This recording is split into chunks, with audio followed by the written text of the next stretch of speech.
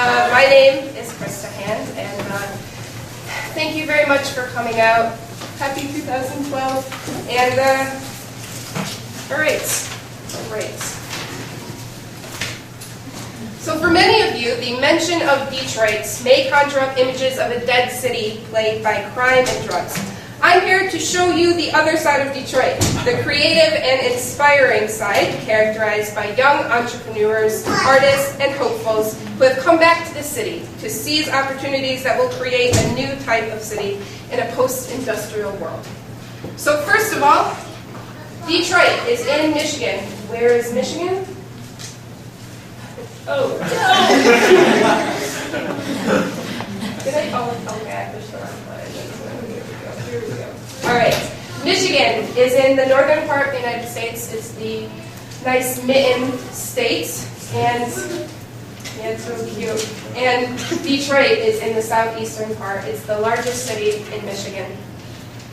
And so, I guess the history of Detroit as an industrial city, at least, starts with Henry Ford and the Model T.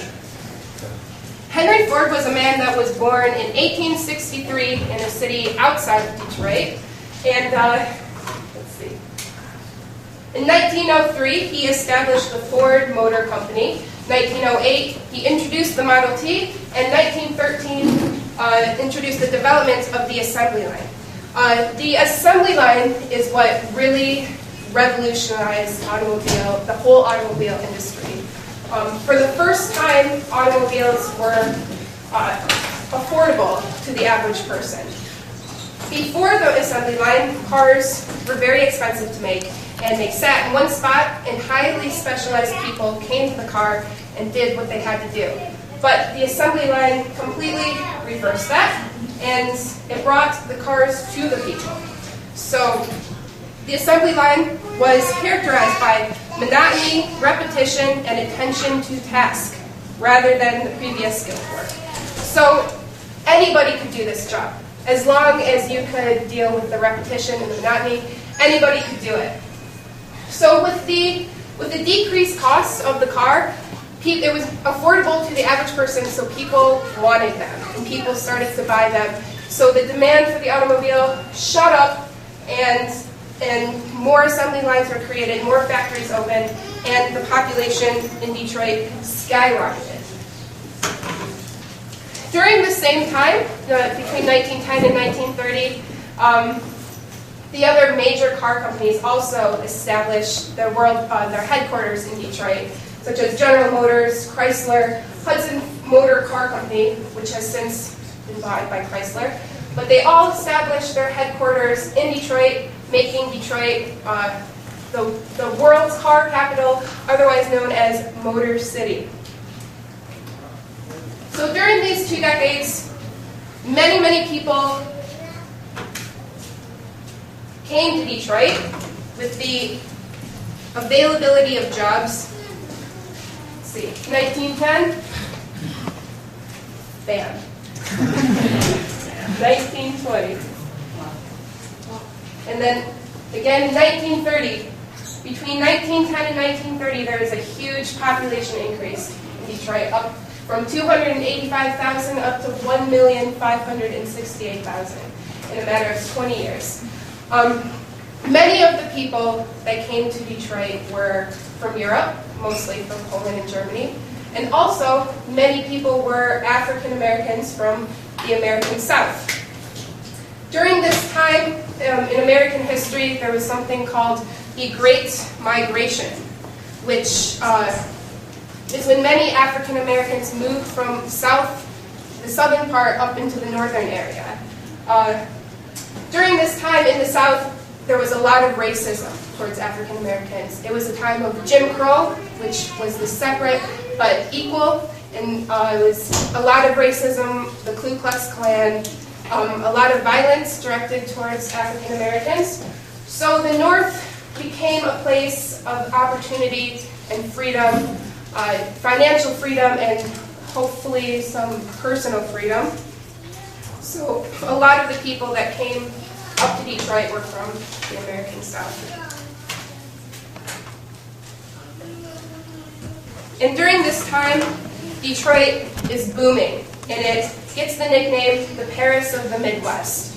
It's called the Paris of the Midwest during this time for its booming image in architecture and the standard of living.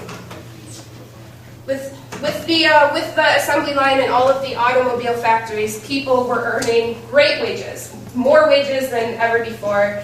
They could indulge in the comforts of life, and as more and more people poured into the city expanded its borders, and was just really a really great place to live at the time. And then the 1940s hit, and World War II starts. And this is when Detroit is named the Arsenal of Democracy. And it was called that because with all of the existing infrastructure, with the assembly lines, they completely halted the production of the automobile and used those assembly lines to create modern warfare, such as planes, tanks, anything you need to fight a war. Many of the men had to go fight, so again, they needed people to fill those jobs. So again, immigrants came into the city from Europe, from the South, and we see another increase in population. And then by 1950, Detroit reaches its highest population at 1,849,000 people.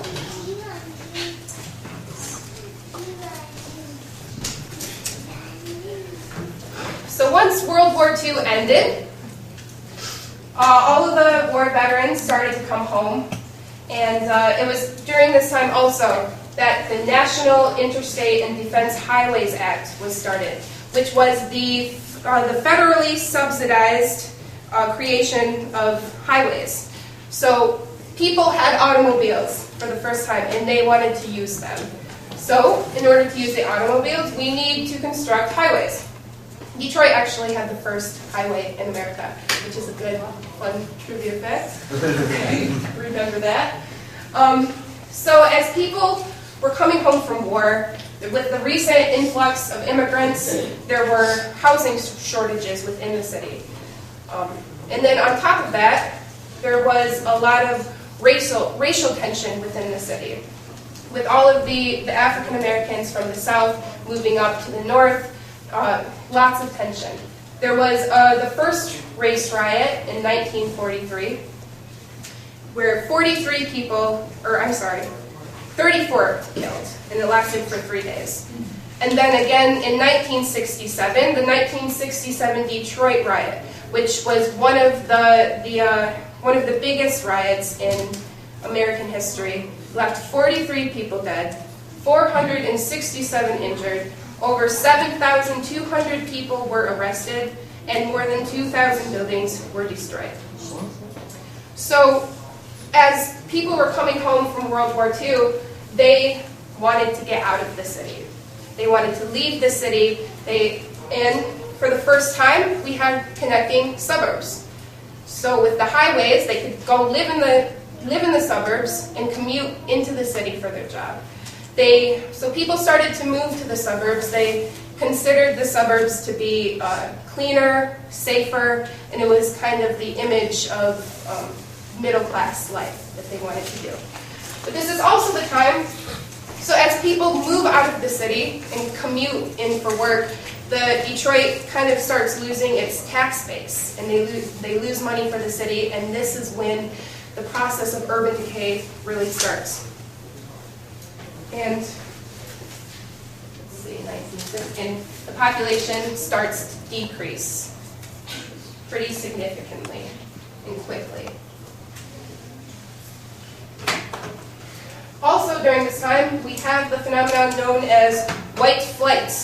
And this is a phrase to refer to a white population leaving a big city. There was structural racism. While people were moving out into the suburbs were reserved for the white middle-class people. If an African American wanted to buy a house in the suburbs, often they were denied housing loans, or they simply were not sold the house. So this is structural racism. And this map was a map created in 2010. This is Detroit. And the blue represents African American population, and the red represents white population. Can you see this?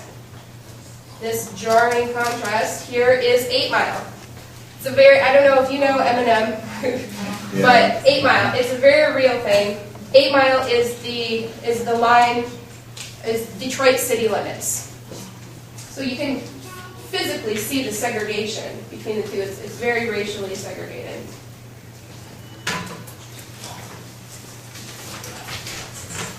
And then again, in 1973, there is the oil crisis, when OPEC declares an oil embargo on the United States, and the price of oil skyrockets. Now, the United States is really good at making giant gas-guzzling cars. We all know that. And for the first time, people started to want smaller, gas-efficient cars, which were most often made in Japan, sometimes Germany. So people wanted those gas-efficient cars, and so that left Detroit complete on a decline. They had to close down factories. They had to lay off a lot of people. And this is kind of the first big realization that Detroit is what we call a one-trick pony. It built its entire city on the production of automobiles. And so when the demand for automobiles goes down, declines, what do you have?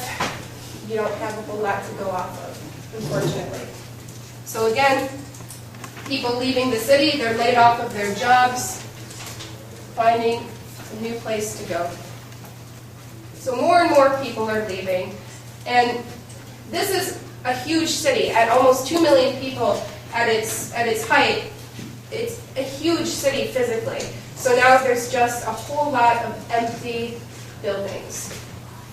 In the 1980s, there was the crack epidemic in America, and it hit Detroit very, very hard. Just the logic of having abandoned houses, and many neighborhoods have many abandoned houses, abandoned lots. And abandoned houses attract crime, where people can partake in illegal crime, whether it's drugs, prostitution. So when there's empty space, there is crime. So again, 1980s, violence, crime. And this is when Detroit is nicknamed the Murder City, which is not good. But this is what a lot of people think about when they think about Detroit, unfortunately. But also, another reason for this is there's no jobs in the city, so kids turn to illegal crime for money. Public schools are rapidly closing down, so graduation rates are plummeting, turning to illegal crime for money again. Some really staggering numbers. Detroit is 139 square miles, and they've estimated that all of the abandoned houses, vacant lots, amounts to 40 square miles. This is roughly the same size as San Francisco or Boston, the entire city. So you can fit Detroit's emptiness into San Francisco or Boston, which is alarming. And it's estimated that there's 33,500 empty houses, 91,000 vacant residential lots, and so it's very empty. And these are pictures of Detroit today. There is another thing called, people like to call ruin porn. And that's when kids, adults, whatever, they come into Detroit and they take these amazing pictures of Detroit and all of its emptiness and all of its abandoned glory. This is a very important image in Detroit. This is the Michigan Central Station, and it's a huge abandoned train station, and it looms over the city, and it's a really powerful symbol for Detroit. But some more emptiness. A bank, it kind of looks like an apocalyptic city, that people just ran out of it. Kind of like, an empty school. There was a mayor of Detroit in the 1970s that said, "Detroit today is your town tomorrow," which I think is really interesting. And I think that it's one of the reasons that people really like seeing these images. They really want to take these photos because it reminds them of kind of the direction we might be headed towards. With Detroit, a completely industrial city, and then in post-industrialism, this is what we have. It's kind of been a ground zero for a lot of the changing economic things in America, and so maybe that's why people like this stuff so much. This is a library. Urban exploring is also another very popular thing to do in Detroit. This was a beautiful, I forgot what it was, Michigan, but it was a beautiful theater and they were going to tear it down, but then they decided to make it into a parking lot at the last minute. So at least we have that. That's nice. And this is another abandoned theater. Pretty amazing. Houses like this exist in every neighborhood. This is a very, very common sight.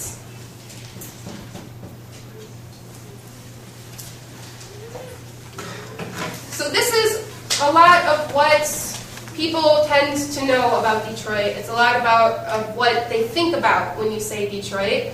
But, oh my gosh, what's population? Okay, so in 2010, the census came out, and Detroit is at 713,000 people. So in one decade, it lost 25% of its entire population.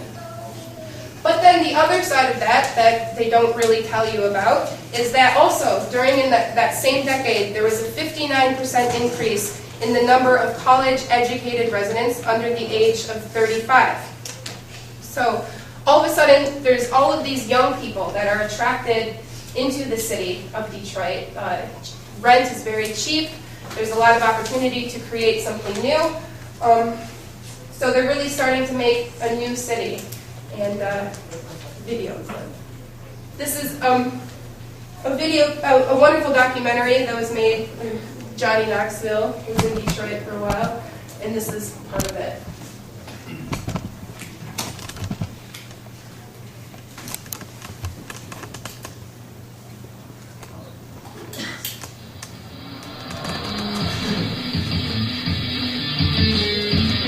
And it seems like the population is really spread out in the city too. We're a sprawling city.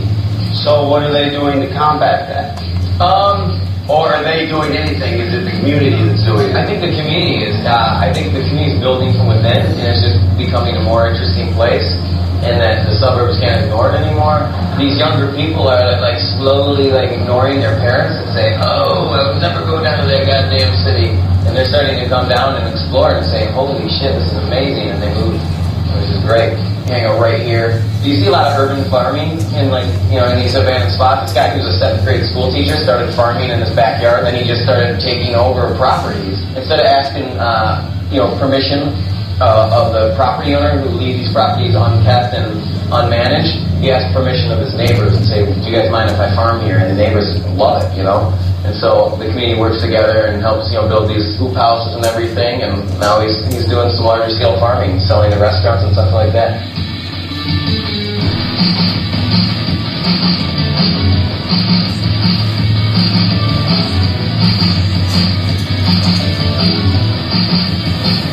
What was this?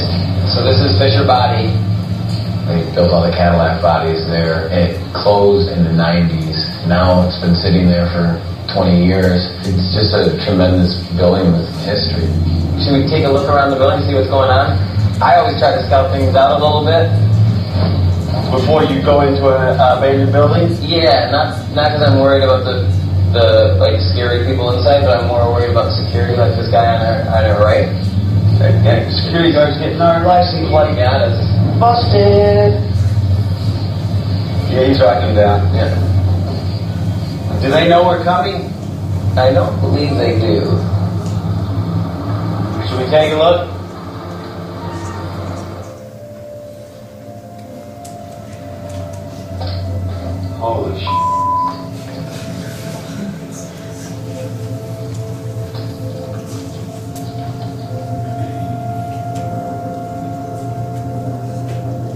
happened on this floor? The floor collapsed.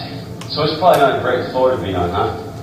These things are all built in sections. When you see these, these columns of the structural members, so we're fine where we're at. I'd have to really inspect underneath it. So it's a little frustrating about the auto parts folks saying that this will take years to retool. When it was necessary, when we were desperate, they retooled in months. In World War II, all the tanks and everything created in Detroit. There's a big hole right there. Yeah. And we want to stay away from the big openings, just because they could bust us for being in here. So let's stay kind of back this way.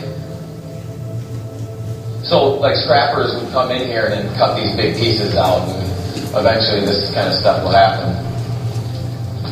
There's little holes right there. Yeah. And there's some stress cracks and things, yeah. Yeah. Time magazine, Dateline, this is all they'll show you. And they won't put it in context other than this is scary, this is bad, what the hell is wrong with Detroit? But Detroit obviously is so much more. The possibilities are unique, they're different. You've got artists coming from all over the world moving here and finding places like the Russell Industrial, which is essentially the same space that got converted. The same size? Yeah, there's still industrial uses there, but they couldn't fill it with industrial space, so they've actually started converting a big chunk of it into artist lofts. That's pretty great.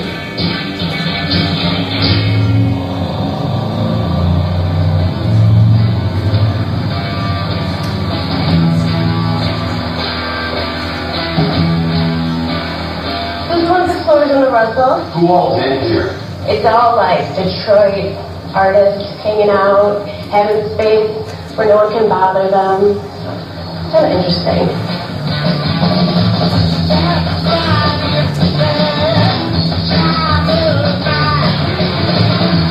This is great, man.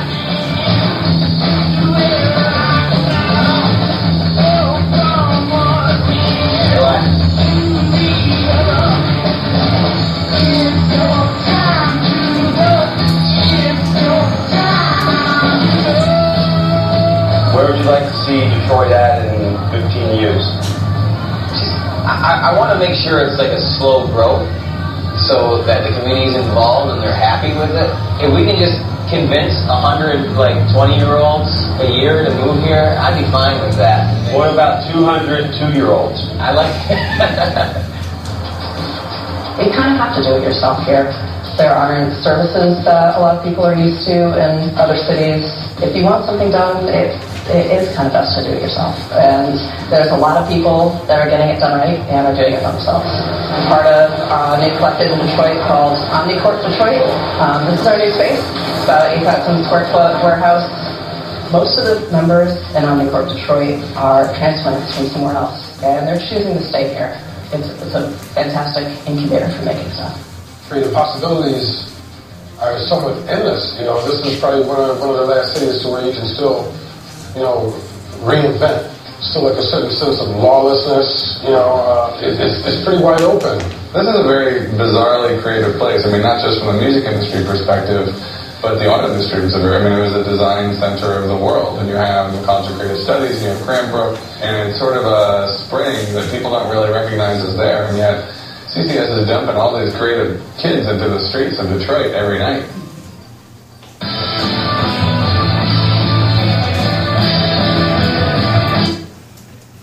Okay, so that was just a snippet of a great documentary. The girls started to talk about the do-it-yourself ethic, which is very popular in Detroit, DIY ethic. Like she said, there's just not a whole lot of services available in Detroit, and just not a whole lot of money in the city government. So people have taken it upon themselves to do it themselves, to create something themselves. So some examples of really positive things happening in Detroit. One of the first things was the Heidelberg Project. This actually started in 1986 by a man named Tyree Guyton. And he started this project when he noticed that on his neighborhood there were abandoned houses, abandoned lots, and crime was starting in his neighborhood. So he thought, that the best way to take care of the crime problem was to draw a lot of attention to the neighborhood. And he figured that the best way to draw attention to the neighborhood was to paint on the outside of houses, to put art on the lawns, and in the last 25 years, it has exploded into this whole street with wonderful, it's Heidelberg Street, and that's why it's called the Heidelberg Project. But houses with different types of art on it. This is all stuffed animals. You see the road with the polka dots. So he took a neighborhood that was very hard in the inner city, where people might have been afraid to walk down the street even in the daytime, and he completely transformed it into a welcoming place where neighbors and everyone was welcome and to be inspired and being creative. And it's a really nice street. Another great thing that's happening in Detroit is urban gardening. With all of the vacant lots, people have decided to take it upon themselves to do something positive with it. This woman, I thought, had a really interesting story. Her name is Edith Floyd, and she worked for Detroit Public Schools for many, many years. And as the public schools were closing down, she got laid off and was didn't have a lot of money, so she decided to start growing her own vegetables. And now she has 28 lots, all growing different types of vegetables, different fruits, and yeah. But urban gardening is something that has completely taken off in Detroit. There's a lot of community gardens, so in one neighborhood, if there's an empty lot, a lot of the times communities will come together and create this garden together and grow food for each other, and it's a whole community-wide event. There was recently a documentary made about the urban gardening, and I thought it had a really nice slogan. It said, "Nature is taking over the city, and a new generation is taught to harvest its profit." So not only are they taking care of the image issue of Detroit with the overgrown lots, but they're also creating something positive.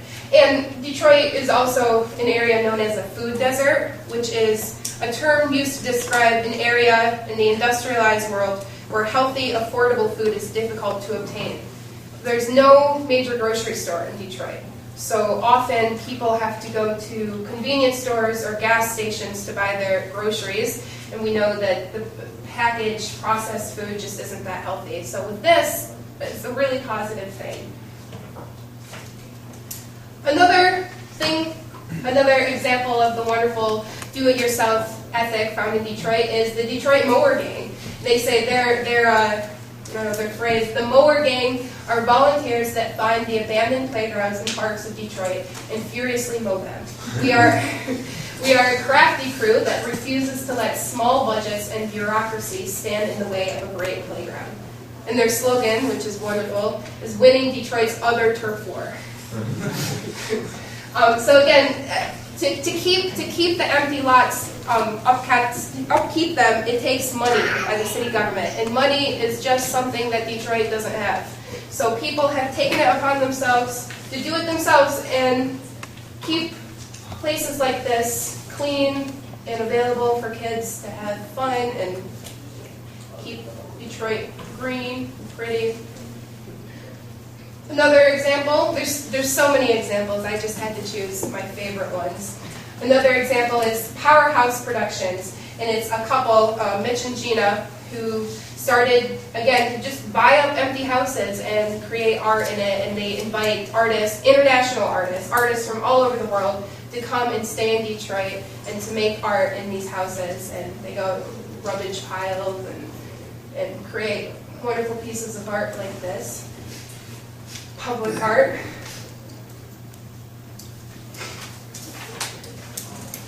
And the motto of Detroit, which is a really wonderful thing in English, it's "We hope for better things.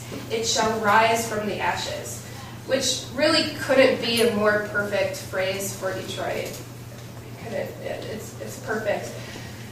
And so Detroit, there's a lot of people who care deeply about Detroit, and are attracted into the city to make a new type of city.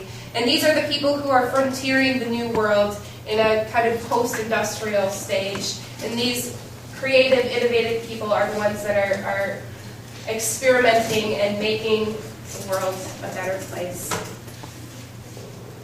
In Detroit, hustle's harder. Yes.